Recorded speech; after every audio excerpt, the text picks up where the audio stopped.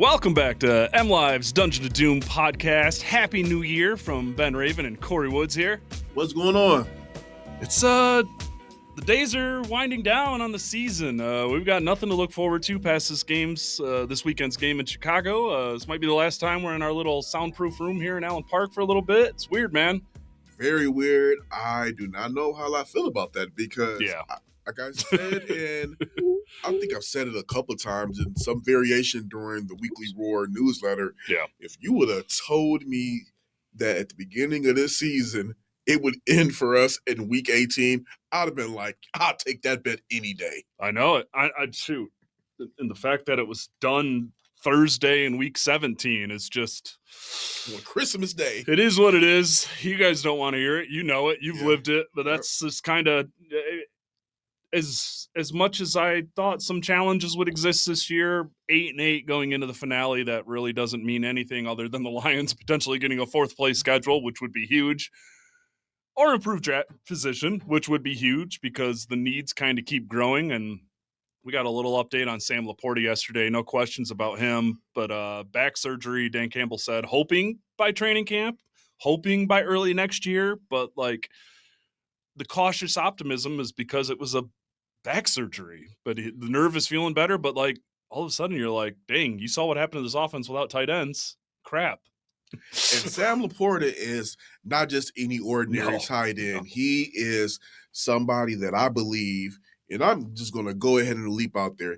If it's not for injuries, he could easily be one or two best tight ends in the NFL. Absolutely. No, absolutely. So it's like, man, all of a sudden, I am seeing this question. Well, we got forward-thinking questions this week. But yeah, the Laporta stuff is interesting just because he's eligible for an extension this offseason. The Branch Achilles injury, eligible for an off-season extension too. I don't know what's going to happen there. I don't see big deal. I could see a short-term Band-Aid, keeping them in town and then figuring it out down the road. They're not first-round picks, so they don't have that fifth-year option. So it's kind of an interesting situation. But we do have a Mailbag podcast. Thank you to people. Most of our questions this week came from social media. That's all right. It's week 18. You guys are all pissed off and annoyed. We got 2 written questions to the email. No voice memos. I'm going to be honest. It's New Year's Day. We were ready for this, but shout out to the people on Twitter, Blue Sky, Facebook, Instagram. People came through. And we've got questions. We've got Elijah Simerson from Cadillac. He was the source of our "we're good" explanation last week. Elijah, I just want to start off with no heat at you at all. It had been 16 weeks of seeing that quote attributed to the wrong person, and finally we were presented with an opportunity to be like, hey, guys, Dan said that. I've even had to go make videos and tell people that. They're like, well, I heard Brian say this. No, you did not. You didn't. And Elijah says, please allow me to recover from my in hindsight overreaction fueled bad take on Hot Seat Holmes. I admit that take kind of sucked. With that out of the way, here's the question. Starting this year, it seemed the Lions' big glaring issue was the edge rusher depth. Naturally, the general consensus was DE in first or second round next draft. Now that our O-line is lackluster with some injury questions in the secondary and maybe even tight end, what to you is the position priority for the first few rounds next year? Would you like to see O-line first, defensive end, or is it something else? As always, thanks for what you do. Go Lions. Good question, Elijah. I'm at the point right now where offensive line is the main priority, whether it's a tackle who can maybe play guard if you get Taylor Decker back next season. He talked with us in the locker room yesterday. He's contemplating retirement this offseason. He's not making that decision now. He's not making it next week. He doesn't want to make an emotional decision, but he's thinking about it. And that says something, and we'll see what happens there. But the main culprit for all falls from grace this season are on that offensive line. The interior offensive line, no long-term solution at center. And all of a sudden now you need tackle depth. So I think maybe if Decker hasn't made a decision by the draft, you go out and draft a big tackle. If Decker comes back, great. If that rookie can play guard, if you want to move Tate to center, if you want to bring in competition for Mahogany or Ratledge, great. But center's got to be really high up on that list too. So that's why it's interesting. I think that center has to be the priority for me. Yeah. But honestly, here's what I would like to see them go. I would like to go see them draft a young tackle in the first round, see what's out there in the free agent market for a veteran center, maybe as a short-term stopgap, In that second round, definitely go edge rusher depth. You do need somebody opposite Aiden Hutchinson. You don't know if you're going to get AQ back. I don't think he might have played himself into another tax bracket. Yeah. Josh Pascal, that's not somebody you can really bank on moving forward. And then you got to remember the Lions do not have a third round pick. So I'm thinking when you go into that fourth round, that's probably where you start adding some secondary depth, at safety, because I mean, even though we believe that Kirby Joseph could be back by, training camp and whatnot, it's still a knee issue that could be lingering and come back up. And then you're still thinking about Brian Branch and the Achilles, and players are never really usually the same after the Achilles injury, which to your point about giving him the short-term deal. So I would go draft Taylor Decker's replacement, whether he comes back or not. Go DE defensive end in the second round, and then in that fourth, go ahead and add some depth to the secondary. Yeah, it's getting tough now because all of a sudden you need depth at tight end, you need depth at safety. Maybe you can do that in free agency with a veteran, like you were saying. I want to see a long-term option at center. I'm right there with you. There's an Iowa kid. I think his name is Logan Jones. I have started my draft prep. We booked our trips to the combine. So that is coming. Yeah, Logan Jones. Look at me. I do like him. Colton and I were talking about him yesterday. That's an interesting athlete. Might be a little thin right now. I mentioned Proctor, the kid from Alabama, as a tackle I really like. There's the Utah tackle I really like too, but thank you. Yeah, I'm getting into it. I'm not remembering every name yet, but hey, that's I haven't had to worry about the draft until late January the last couple of years, but we're getting into it now.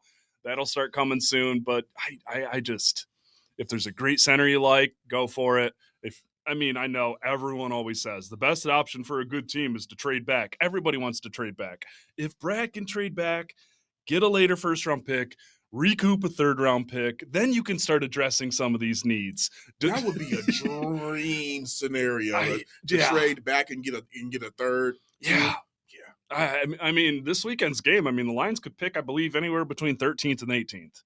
If they're sitting with a 13th overall pick all of a sudden, Gotta make some calls. It's time for Brad to cook again. It really is, because he's got a lot of needs to fill all of a sudden due to injuries, due to contract stuff, due to veterans on expiring deals that like you mentioned Muhammad. He's going to end with double-digit sacks.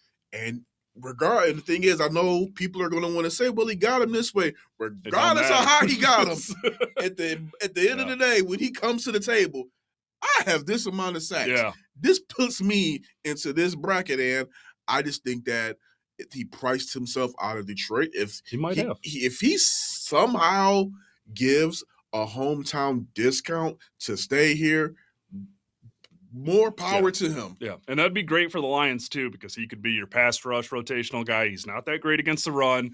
You draft a young guy who can maybe do a little of everything. I'd like to see him draft a little out of their flavor realm. Just get somebody who can win on their own. It doesn't have to be a pocket crusher that creates moves for Hutchinson. Get somebody who can win on their own. I don't know.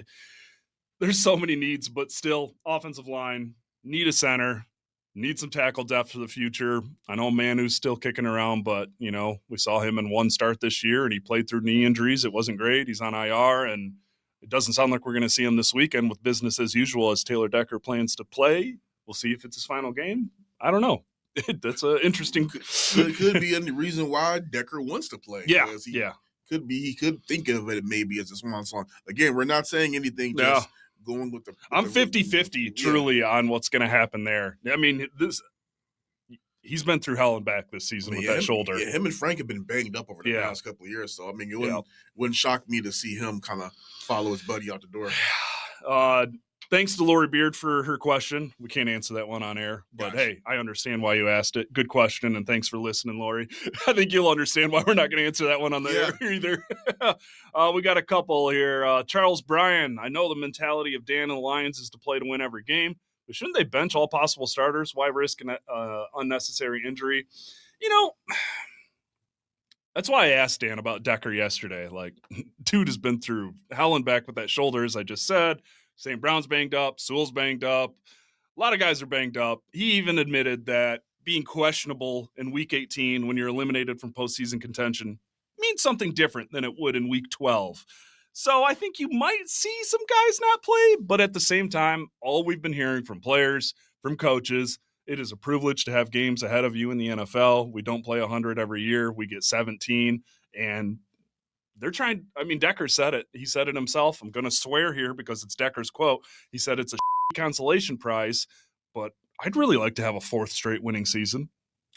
I'm going to lean partially on the fourth straight winning season. Mm-hmm. I'm going to go in a little bit of a different direction while they're playing. I think if it were any other team than the Chicago Bears, they would probably sit. Yeah. They at least want to not just go out on a high note. They do not want to lose a game to Ben Johnson. No. Regardless of how much respect they have for him and what he did here, and they already have lost the division title to the guy that just left out the door. Not even a couple of years removed, a season removed. Not even a year. I think they at least want to salvage something like, hey, we ended our season on a winning note and we beat them twice. Yeah. I think that is it. Yeah. It's tough for me. I wrote this week about what a loss would mean for the long-term future. The fourth place schedule would be huge. I mean, it really would. And I don't like to talk about tanking, and there's no tanking in the NFL. Every coach goes for the win with what he has in front of him. It's just a matter of what he has available or not. We'll see what that is this weekend because I don't think they'll risk injuries to guys like St. Brown and Sewell if they actually come out like, this is an injury, this isn't just pain. We'll see. I mean, St. Brown, ankle and knee. Sewell, it wasn't clear. He wasn't in the best mood after the game for obvious reasons in Minnesota, but left for a spell, finished the game. When we asked about the injury, it was just the plane. He finished the game, didn't he? Okay, gotcha. I got you. But I don't think Anzalone will play just because he's in concussion protocol. I don't think Thomas Harper will play because he's had 2 concussions this month. They shouldn't play. No, they shouldn't. We'll see there. But yeah, I mean, the fourth place schedule would be huge. I mean, you're talking about the Cardinals instead of the Niners or Rams. You're talking about the Giants instead of the Commanders with a healthy Jaden Daniels. They already have games with the Saints and the Jets. Look at what it did for the Niners this season. Still in contention for the 1 seed after playing the fourth place schedule this year. Just saying. Brian KL wants to know, I'd like to end the year on a positive note for Kory and Ben. What was the bright spot to you this season? For me, I'm going to go in a different direction again because, I mean, they're not going to the playoffs, so it's not really many bright spots. Right. I would say if we're going to talk about player-wise on the field, I would say Isaac Tesla, just seeing him really come alive towards the end of the season. I would have loved to have seen him play a little bit more earlier in the season. Probably would have had a bigger impact on the offense, but now you're going into his second year. Now you can really start thinking about that 3-headed monster of him, St. Brown, and Jamison Williams, especially if you don't know what's going to happen with the back situation with Sam Laporta. Yeah. Off the field, hey, I've been to a pair of new stadiums I've never been to. Lincoln Financial Field, and then whatever. I think it's Northwest Stadium for the Commanders. So before they bulldoze that to the ground for good. So it was just cool to be able to make those trips in my first year on the elevator roll on the beat and be able to just kind of get some more road experience. Yeah, personally for me, I full season in the role that I had, dream come true. Loved every minute of it. Sure, the season didn't go as anyone planned, but like this was still like the realization of a dream. I finished my master's degree. Oh, yeah, congrats on that. Yeah, that's right. We're here. Landed home from Minnesota with COVID and ruined everyone's Christmas plans in my family. Happy birthday to me. But a positive note, the bright spot to me this season. Also, I want to add a Goff quote from yesterday on Tesla, looking ahead to his receiver trio. This is Goff yesterday. They can be as good as anyone. They're a bunch of hardworking guys who are about the right stuff and love the game and do everything right. The sky is the limit. That's a great answer because Tesla has been a touchdown machine. Just, again, the fact that he can go get those 50-50 balls. Yeah. And they're all 3 different receivers. Yeah. It's like, oh, man, it's almost like a pick your poison. Yeah. My bright spot is Jack Campbell. Oh, yeah. You have gone from, oh, this guy's going to be pretty good. This guy fits really well to, oh, this is a first-team All-Pro. He has taken the green dot and run with it. His play has been, he has been the most consistent bright spot on that defense this year. He just turned 25 this year. He has ridiculous stats going into the finale with 5. I think he's like the first linebacker in like 6 years to have some of these stats. 5 sacks, 165 tackles, 2 fumbles recovered, 3 forced fumbles, 3 pass deflections, 5 quarterback hits, 9 tackles for loss. Did that while taking ownership of the defense. That's a cornerstone building block. I'm going to add one more quick honorable mention because I know we got to keep on moving forward. Yeah, that's all good. People need a little positivity. When you look at the type of quarterback that Jared Goff is, we all know he's not very mobile, but when you look at him compared to Lamar Jackson and Patrick Mahomes, the fact that all 3 of them have had subpar offensive line play this season, and he's played every single game, his durability is a highlight. Yeah, Goff has been hit this year. 36 times. Career high. 36 sacks. I think he's been hit like 75 times. Career high in sacks going into the finale.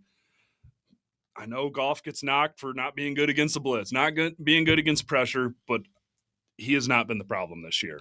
No, and again, Lamar Jackson, Patrick Mahomes, guys that he gets compared to being, they've had the same issues he's had. They've just handled it differently, but again, it still led to them being sacked just as much. I mean, Lamar played 12 games this season, and he's been sacked just as much as Goff. Yeah, exactly. Yeah, Goff. I mean, everything starts on the offensive line here. Yeah. That is why this team took a step back this season. And Goff still, until the disgusting day in Minnesota, it was going really well, all things considered. Brian Taylor, if he gets fired, does Mike McDaniel make sense at offensive coordinator for the Lions? Why and why not? Yes, he does. And why? Because you want to talk about a reclamation project for Mike McDaniel, getting the chance to take over this offense with these pieces. I mean, I'm not about to go too hard on Tua, but like you're about to have a real NFL quarterback if you got Jared Goff. And the pieces that he had, I'd be fascinated to see it. I'd be fascinated to see what he does with Gibbs. I'm curious. I mean, he obviously has a relationship with Dan. They did a joint practice this year. You don't just do that with anybody. I mean, that takes communication. That takes working together. That really does take something. So that's why it makes sense. Why it doesn't make sense is because he might not get fired. That was the other part of it. Like, he might not get fired, and I did hear some rumor. I'm going to go deep off the deep end. I could be wrong in this. I've heard some rumors or read some rumors that if he gets fired and Kevin Stefanski gets fired, he can be a candidate for the Cleveland Browns job. In my opinion, I'm like, I think if he took over the Lions offense for a year or two, that would set him up for a better, much better position later on down the line. Because again, here we've seen it firsthand in Detroit. Ben Johnson turned down opportunities to stay with Detroit, and he picked the right one that was a fit. So I just think that, you know, Mike McDaniel, his creativity, his energy, he's different from Ben, but he has that energy, that swagger to him, where I think that players will gravitate toward him. A little bit younger, probably able to connect with them. Yeah. I think that it would be a great fit. This is still an offense that remains a dream situation for offensive-minded coaches. I mean, if Kevin Stefanski goes, he's the top of the list. He is the top of the list. Just based on all the things and how I think Goff would fit in there. Hey, we're going to see. I'm really curious. I know we got another question. We might as well find that question right now, actually. We got written ones this week, so here we go. All right, here we go. From Old BK. I love the weird blue sky names. The fan and talking head consensus seems to be that Dan has to hire an OC and give up play calling. Back in 2022, when Dan named Ben full-time OC, he was coy about who was going to call plays right through game one. Do you think Dan wants to call offensive plays, new OC or not? I think he does. And that is kind of why I've made sure to mention this. Like, hey, if Morton's here or Morton's not, I think Dan's going to take a little time to think about it, because I've mentioned the one thing. I like Dan Campbell as a play caller. What I don't like is how the other stuff on the outside of the team is kind of falling apart without his oversight there, because I do think he has the ability to be a play caller. I do think he has the ability to be the CEO or whatever, if you will. But he's an offensive-minded coach. He's from the Sean Payton tree. He takes a lot of pride in his offense. The only reason why I give this some justice, why he might keep it, is because I think Dan would have confidence in himself taking a full offseason to get the right pieces, to get the oversight, kind of fallback plans in place to use that offseason to get used to being play caller. But that obviously depends on who's available, who he hires, who he doesn't hire, who he fires, who he doesn't fire. I think it's on the table. I think 70% the new OC calls the plays, 30% Dan retains play caller duties no matter what. That's where I'm at, 70-30. Where I'm at is I believe they're definitely going to get a new OC, but I think what's going to happen is this. I think Dan is going to let the new OC call the plays, but I think he's going to have a bigger voice in the offense than he normally would before because he knows how this thing has to look, how it has to run, and if it's not ran the way that he wants it to be run, I don't think he would step in, but I think he would just kind of like really press hard because I believe that Dan is at his best is when he's the CEO of the team. And I think that's fair. And he's just able to kind of like, focus on everything as a totality and just let his play callers do what they do best. So I'm leaning towards the new OC calling the play. I'm going to say I'm going to still be there 70-30, but I think that he's going to just have a more of a handprint on the like, hey, this is what I want verbatim. Yeah. With the new OC, I could totally say, hey, you're on the sideline with me. We are attached at the hip when we're on offense. Yeah. And that's fine. Yeah. That's fine. Hey, this is your offense. This is also my team. Yeah. So, I'm super curious. Like I said, I'm leaning 70% new OC, whoever it is calls the plays. There's still that 30% part of me that's like, I think Dan wants to call the plays. I think he thinks he can call the plays. And I think a full offseason would make him even better at that. That's why I'm leaving that door open. More likely than not, new OC, play caller. Dan says, get your butt down on the field. You're attached at my hip. Let's do this together. I will say that I think the eye in the sky thing is dead. I think so, too. I just think with Dan Campbell and with these guys, he wants to look you in the eye. He wants to talk to you. He doesn't want to go through David Shaw. He doesn't want to have Goff going through David Shaw to get to his OC. He wants to eliminate those opportunities for miscommunication, for tangled messages, for the telephone game, whatever it is. I don't know if that happened or not. There's obviously been a lot of miscommunication this year, and that's the one change. So good question. Great questions. Where are we at right now? All right, we've covered roster priorities. We've done that. Chase Walker, how's the development of Big Manu? I don't know. The one game he started this year, he played through a knee injury. He admitted to Nolan of the Detroit News that he probably shouldn't have. He was just trying to tough it out. He got an opportunity. He got to see Trey Hendrickson. But they've got him back in practice to finish the season. Dan made it clear it's not about getting him on the field. It's about getting him practice reps going into year 3 already. So, I mean, and we don't get to watch. The reason I say I don't know, we only get 15 minutes of practice time. Which is one thing that a lot of fans did not know. I had to explain that to people. Like, we don't, I also explain to a fan, like, outside of training camp, we only see, like, enough of a window to see guys warm up and see who's there. Yeah, literally during the season, it's usually a 10 to 15-minute window, literally just for us to check off who's there, who's not. They're doing individual drills and nothing team-related while we're there, not giving away state secrets. Training camp is the only time we get to watch full practices. So that's why I say I don't know. It's not because my head's in the sky or anything. It's because I'm literally watching him catch passes or, like, go through a shell drill. His development could be a very big deal, as we already talked about Decker, but it's an unknown. I mean, I would hope that Hank Fraley stays here again. I'm sure he's going to get a couple interview requests just because his reputation. I know the offensive line dipped this year. That ain't Hank's fault. Nope. That was Brad's fault. Sorry, Brad. But it is what it is. Like I said, you can only coach with what you have. Yeah, exactly. And I mean, they need him to take a step forward because there's a lot of question marks. And it'd be great if they had a tackle ready to go if Decker does hang him up, or at least more competition. Yeah. I said it last year. I wanted to see how Manu would play at guard just because I think maybe life moves too fast at tackle for him at times.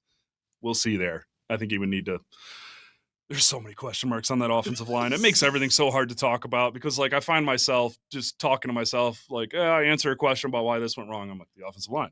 I don't think people really understand how much that factored into how this downside went. I mean, there are problems with the defense, but this offense is even with how many points they've scored, it did not click the way it was supposed to click because of the offensive line. I don't think people really understand that. Yeah, and I think the people do understand the need because the next two questions are offensive line related. We got Snake Fooley, Lindenbaum. We got Lindenbaum, the Raven center, who is currently projected to be a free agent. They did not pick up his fifth-year option. He is awesome. If the Lions can find a way to get him, I'll just answer this before I answer the question. Do it. Restructure, find some cap casualties, make some tough decisions. That would be the ultimate super glue Band-Aid combination, and it wouldn't be just that. I mean, that would be another potential cornerstone guy. Snake Fooley, hard for me to say. What are the odds do you think we'll make a trade for an impact player before next season starts?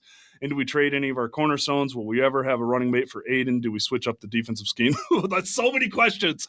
All right, boom. All right, I'll answer the first one. Lindenbaum, that should be the top free agent priority if they can make it work. Do you think they trade any cornerstone pizzas, Kory? I don't. No, I don't. Will we ever have a running mate for Aiden? We're going to project it. Again, they need one. We've covered that. And do we switch up our defensive scheme? It doesn't sound like mass changes. We just talked to Shepard. I asked him, they played more zone than they have all season the last two games. He said it's personnel-based, opponent-based. He talked about playing in a 3-4 to going through the evolution they've gone in recent years and just how he is open-minded, but there's going to be no mass overhaul as long as he's here. I mean, he runs an AG defense with some hybrid looks in it. He did show earlier in the season a better flexibility than we had seen, and I think we've seen that down the stretch here too with the zone. Who gets extended this offseason? I would say Jack and Gibbs. That's exactly what I was going to say. So there you go, Snake. We just rapid fired a couple questions there. John, our doomer of the week, John. I almost forgot. I was saving it for somebody's name I've seen a lot and haven't given it to. With the Kingsley experiment over and Glasgow's days numbered, fair on both. What do you believe Lions do at center? Sign a free agent like Connor McGovern. Nice name there. Or move Tate Rallage and sign a veteran guard. Lots of good ones. Kevin Zeitler, Bettino, Teller. Feel like fixing IOL. The interior offensive line is priority number one for Holmes. I agree with everything. McGovern would be great. Lindenbaum would be great. Zeitler, the return, would be great. He's been awesome again this year. Come on back, Zeitler. Exactly. He should have never left. What do they do? All right, I'll tackle it. I was just trying to think where to go with this one. Keep Tate Ratledge at right guard. I think there's a reason that only lasted 4 days. I know Dan just reiterated what Brad said a couple months ago. They're still holding out hope he could be a long-term option at center. I think he's got a higher I know they think he might have a higher ceiling at center. He never played center at Georgia. He got 4 days of practice at center here in front of us. Keep him at right guard. Find a true center. Don't mess up that. He's looked really good on the ground this season. He has continued to grow next to Sewell. Sewell and Ratledge next to each other is how you feel good. That's what you should feel good about going into next season. I don't think you should move him. Go get a center. I liked all the guard names you mentioned too. I like the guards too because I think they need competition for Mahogany. The injury this year, I know, limited him, but he was not good in pass protection before that injury. And I said it before the season. I thought it was a little wild that this guy with 2 starts as a 6th-round pick was locked in with no competition as a starter. And I just think it's okay to bring in competition. If he loses, he loses. If he wins, he wins. Here's where I'm at with it. As far as center goes, I do not believe that a guy that never took a snap in a game in the SEC at center, which we can attest as being one of the top absolutely every year premier conferences in college football. He did not at the premier program. Yeah. He did not take a snap there at center, and you're asking him to take a snap at play in the NFL, which he's already said is way faster than he ever anticipated. I think that's a recipe for disaster. I think go out and get a guy that is a specialist. Center is his position. What he knows, it was his bread and butter. Then, you fill in those other gaps. I do agree with the whole Mahogany thing. Hey, bring in somebody, make it some competition. If he wins, he wins. If he doesn't, he does it. I mean, he's looked good in spots, but hey, if he gets beat out and you still have Mahogany there, hey, you dealt with some injuries. Boom, you got depth. Exactly. But yeah, fixing the interior offensive line is priority number one. if Ratledge was going to be the future center, he should have been cross training there throughout all the training camp, throughout all the season. Like I said, we don't see practice. So maybe it's happening. Maybe it's not. It doesn't sound like it's happening. I just, if you're going to do that, make it the whole offseason thing. See how he does in minicamp, OTAs, whatever. Get a feel for it early. If it's not clicking, then you know what you got to do. But I just think keep him at right guard. He's a guard. Going to center is not easy. You can't just change positions on Madden and they're like, oh, this is what he's rated at this position. Yeah. That's a whole nother position. You are the quarterback of that offensive line. You are IDing the mic. You are IDing blitzes. You are communicating with the entire offensive line. That's just a different world. And that's why you've seen the drop-off this year, because the Lions had the best in the world at doing those jobs in Frank Ragnow. And I honestly believe this is something that they really need to have. But I'm not saying that they're not doing that. I just want to be careful about that. This is also something they really need to seek Jared Goff's opinion on. He absolutely, center, quarterback, got to be on the same page. Look what just freaking happened in Minnesota. The center and the quarterback were not on the same page, and they turned the ball over 6 times. 2 of those directly on the center quarterback exchange. Yeah. It's you got to roll with what Goff is feeling on this one. And just Kingsley, for those who didn't read my story this week, I understand. But Dan pretty much said we weren't going to guarantee him a starting spot. The Browns did. Good opportunity for him. Wish him well. See you later, kid. So it's just so funny. You talk about a guy for 2 years. Oh, maybe he's something. He gets 2 starts and then he's gone in the blink of the eye. It's just like, man, this league's freaking weird. Just like, I was shocked they let him go too. It's just weird asset management. Like, what were these last 2 starts for? If it was just to figure it out and you're like, we're good. Oh, I said the line. Whoops. See, I'm guilty. That's great. Oh, shoot. But I do think the Graham Glasgow days are done. They're right against the wall. Yeah, he hasn't been the same player the last 2 years. The injuries have piled up.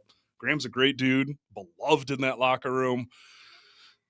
Got a lot of snaps under his belt, a lot of position changes, a lot of flip-flopping back and forth, played through a lot of injuries. But, yeah, I had confidence he would bounce back this year. I had confidence he would be a pretty solid short-term gap for Ragnow. It just didn't work out. It did not work out.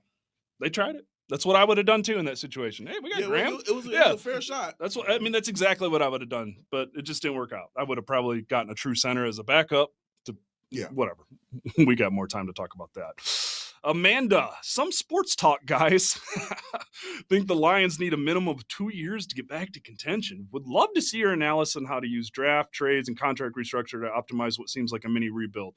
I disagree with that. I think, man, if you improve this offensive line, if you get some short-term, long-term options on that offensive line, you fill in some of the depth positions, you get some good injury luck with Kirby, Bryan, and Laporta, this is a contender. This is still this team. They underperformed this year. This is still a really good team. They've underperformed. This is still a good team. 2 years is crazy. Even with the things that they've done badly this season, if they just had a few more pieces back on defense, you're talking about a 10-win team already. Yeah. In my opinion. Yeah. I just think, like you said, they need to get healthy. Yeah. They need to story of the Lions. Story of the past 2 seasons. Yeah. Get healthy. They need to prioritize adding depth in the sense that, Brad, no project picks, no signing guys that need it now. No signing guys that are coming off significant injuries. Having guys that can come in at OTAs, training camp, ready to go. Yeah. You get that done along with the schedule we think they could possibly have. I think you're talking right back into that NFC, another NFC division champion, NFC North division title. Back in the playoff. I don't think it's a 2-year thing. I think it's a 1-year thing. No, I do too. 2 years is no. I mean, even if they flop in the draft and the free agencies don't work out, like, this is still going to be a contending team in the North, a contending team for the playoffs. Maybe not that, no doubt Super Bowl contender, but like there's these holes can be filled. They really can. And I like all the restructure questions. Those are all hypothetical. I will say this. The guys on this team with big contracts are all about the team. Like, that's not player speak or coach speak. Yeah. So if they need to restructure something, move some bonuses around, throw some money, push it back, I think they got the right guys for that, because they're going to have to do that if we're talking about guys like Tyler Linderbaum. Yeah. That ain't going to be cheap. So it's going to get interesting. Like we said, we see Gibbs and Campbell, Jack Campbell getting extended this offseason. I think those are the easy ones. Be interesting to see what happens with Branch and Laporta, but I think that can gets kicked as far as it can, and I think that's best for both sides, to be completely honest with you. So, minimum 2 years? No. That is one thing where I do agree with Campbell's coach speak. It's like, we're not that far off. I don't think they're that far off either. We know where the issues are. Where the issues are. They just have to go and tackle. They just have to attack them. You got to attack them. You can't. Brad's going to have to make some moves in the draft. You got too many late-round picks. You got to find ways to make the most of that first-round pick, whether it's staying at 13, 14, 15, 16, or moving back and getting some more. It's time to flex those draft muscles again, Brad. While I don't agree with the hot seat talk with Brad, I do believe that this is, to date, his most important offseason. Yeah. No, it is. I was just letting that. I mean, this is 100% the most important offseason. The expectations have changed. All of a sudden, you have real depth holes everywhere. The expectations are going to remain sky high for as long as Dan Campbell and Brad Holmes are here, because that's what they've proven they can do. You set a standard here. You won back-to-back division titles. You were 30 minutes away from a Super Bowl. You set a franchise best 15-2. You can't go that high and then come back down and expect people to be okay with just being where they're at. Yeah. No, you have to take an account of what went wrong and then be aggressive about getting back to where you need to be. It can't just be like, oh, well, this happened.